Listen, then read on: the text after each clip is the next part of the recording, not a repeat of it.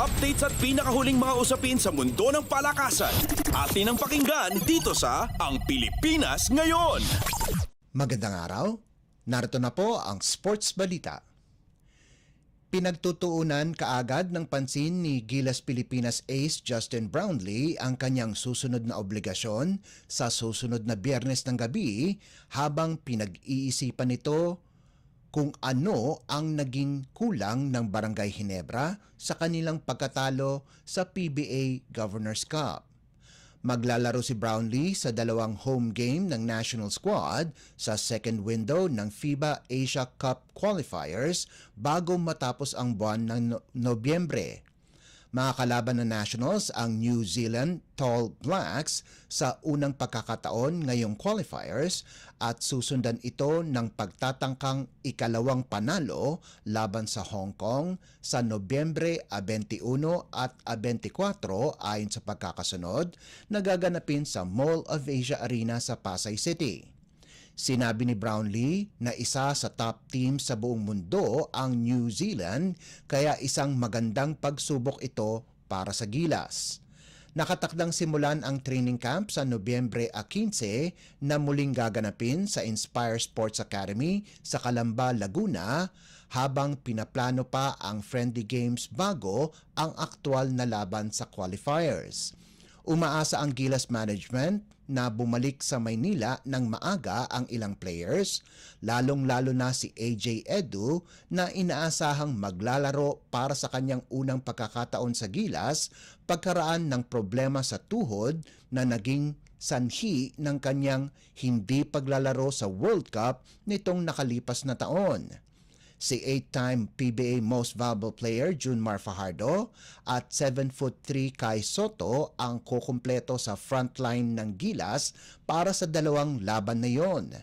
Halos lahat ng mga Gilas members ang magbabalik, subalit si Jamie Malonzo ang kaisa-isang player na malamang na hindi makakapaglaro sa Nationals dahil sa isang leg injury na kanyang nakuha noong Abril pa.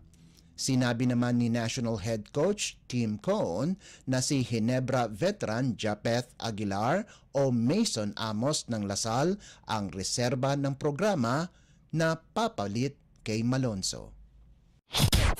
Updates at pinakahuling mga usapin sa mundo ng palakasan. Atin ang pakinggan dito sa Ang Pilipinas Ngayon. Pagkatapos ng matagumpay na depensa ng kanilang titulo sa PBA Governors Cup, may kumakalat na balita na ibabalik ng Talk and Text si Best Import Ronde Hollis Jefferson para sa darating na Commissioner's Cup. Subalit sinabi ni TNT Head Coach Chot Reyes ay hindi pa rin ito sigurado dahil walang height restrictions para sa mga reinforcements sa darating na komperensya. Sinabi ni Reyes na naghahanap sila ng 6'10" na player pero mahirap maghanap ngayong panahon dahil kasalukuyang ginaganap ang iba't ibang liga sa buong mundo. Habang hindi naman masama na maglaro si Hollis Jefferson, magiging dehado naman ang 6-year NBA veteran sa laki at tangkad at dahil sa kanyang ugali sa paglalaro at madaming oras sa court, ito rin ay magkakaroon ng problema. Ilang koponan na ang nag-take advantage sa oportunidad na magdala ng malahiganting players sa kanilang roster, katulad ng Terra Firma na kinuha ang serbisyo ni 6'11" at 264 pounds na si Ryan Richards. Para sa Magnolia naman, na una nang nakahanap ng kanilang import, umaasa sila sa malaking pangangatawan ni 6'8" Ricardo Ratcliffe. Kinuha naman ng Phoenix ang serbisyo ni 6'9", 245 pounds na si Donovan Smith habang sasakay ang Northport kay 6'11" Cavell Bigby Williams, isang British player na nakapaglaro na sa Libya. Hindi naman nagpapahuli ang NLEX sa tinapik nitong 6'11" na si Ed Davis, isang bigating manlalaro na nagmula ng University of North Carolina, habang ang NBA veteran na si Chuck Diallo, isang 6'8" na dating naglaro para sa Phoenix Sun at Detroit Piston ay maglalaro para sa Converge. Samantala, nakuha naman ng Meralco si Akil Mitchell, isang 6'9", 234-pounder na ipinagmamalaki ang kanyang paglalaro sa iba't ibang liga sa buong mundo katulad ng G-League, France, Israel, Australia at China. Ang 32 anyos na si Mitchell na nag-average ng 6.9 points noong siyang naglaro ng 4 na taon para sa Virginia ay hindi malakas gumawa ng puntos, subalit agresibo ito sa depensa at masipag na rebounder. Updates at pinakahuling mga usapin sa mundo ng palakasan. Atin ang pakinggan dito sa Ang Pilipinas Ngayon. Binuhay ng nagtatangkang three-peat champions na National University ang kanilang pagkakaribal laban sa De La Salle University sa isang rematch ng kauna-unahang Shakey's Super League o SSL Finals 2 taon na ang nakalilipas, kung saan magtatapat sila sa isang best-of-3 title series para sa Collegiate Preseason Championship na gaganapin itong darating na Nobyembre 22.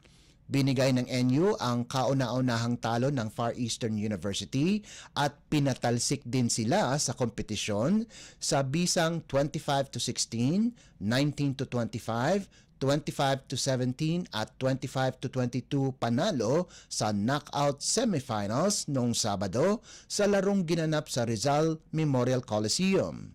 Nagsanib puwersa sina Most Valuable Player Alyssa Solomon, Belia Belen at Vange Alinsug para lumapit sa kanilang pagnanais na makuha ang ikatlong sunod-sunod na SSL title laban sa walang talong Lasal na isa ring rematch sa pagitan ng UAAP Season 84 at 85 finalists.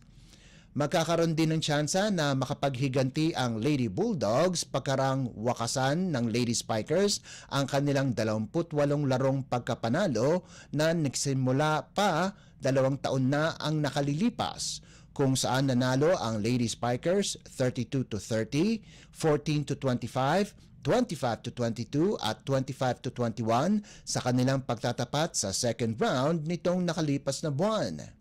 Nagpakawala ng 11 sa kanyang game high na 17 puntos sa ika-4 na set si SSL Most Valuable Player Solomon kasama ang 3 sa huling 4 na puntos ng Lady Bulldogs. Kapwa si Belen at Alinsug ay nagtapos ng may 15 puntos bawat isa na nanggaling sa 13 attacks, isang service ace at isang block. Magtatapat naman para sa bronze medal ang FEU at University of Santo Tomas sa kaparehong araw sa Nobyembre 22. Updates at pinakahuling mga usapin sa mundo ng palakasan.